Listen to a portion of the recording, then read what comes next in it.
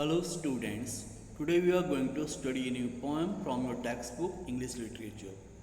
The name of the poem is I Dream a World, written by Langston Hughes. The poet is Langston Hughes. Let's talk about introduction of the poem. First of all, the poem I Dream a World, written by Langston Hughes, is a beautiful poem. It has a universal appeal. The poet wishes that the world should change for the better.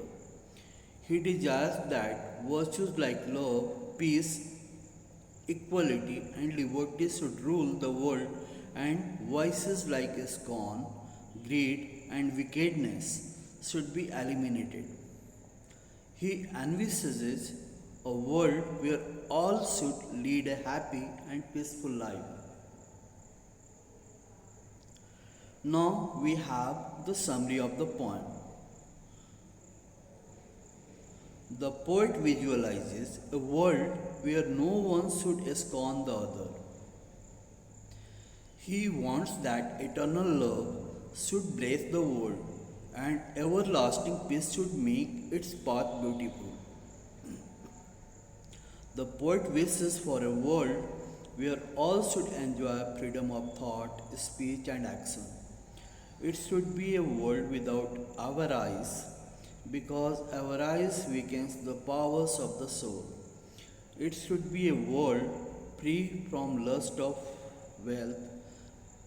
It should be a world free from lust for wealth, which brings misery in its train and fills the life with tension and worry.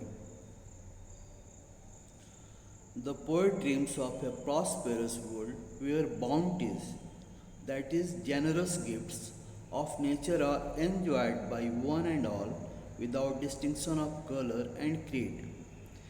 Here also taste full freedom. Lastly, the poet envisages a world where suffering and wretchedness do not exist and everyone's life is precious and smooth. For such a heavenly world, the poet dreams.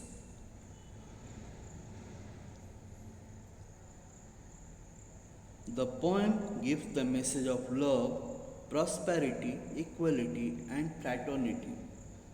The generous gifts of nature, so bountifully given to mankind, should be shared equally by one and all, without distinction of color and creed, so that the world becomes a better place to live in, more prosperous and enjoyable. The poem is built around the theme of love, equality, and fraternity. The underlying idea is that negatives like avarice and hatred, inequality, and racialism should be eliminated from the world so that it becomes a better place to live in, more peaceful and enjoyable. Peace, love, equality, and fraternity should reign here.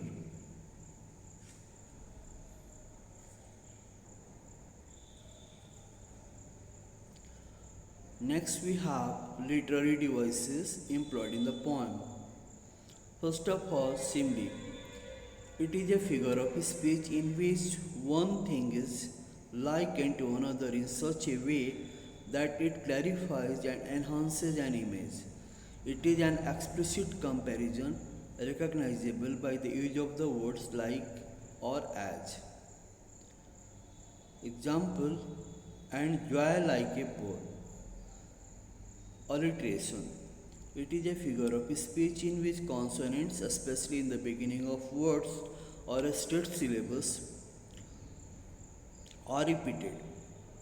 Its use gives a musical effect to the lines in the poem. Examples we have in the poem: and peace its path head on, the sound pa occurs twice. World where all will know, the sound wo occurs twice. A world I dream where black or white, again wo sound occurs twice.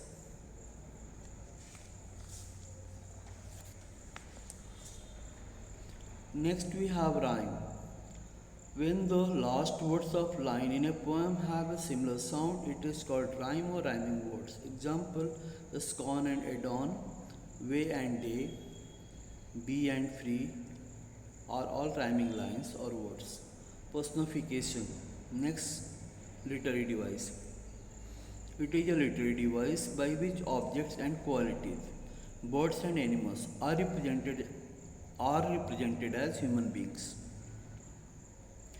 Examples: love will bless the earth, wretchedness will hang its head, where greed no longer saps the soul. In these lines, love, wretchedness, greed assume the role of human beings by blessing, hanging its head, and sapping the soul. Rhyme scheme. This poem has four stanzas. Rhyme scheme in the first and the third stanza is a bus abba. In the second stanza is abba abba. The fourth stanza is free from any rhyme scheme.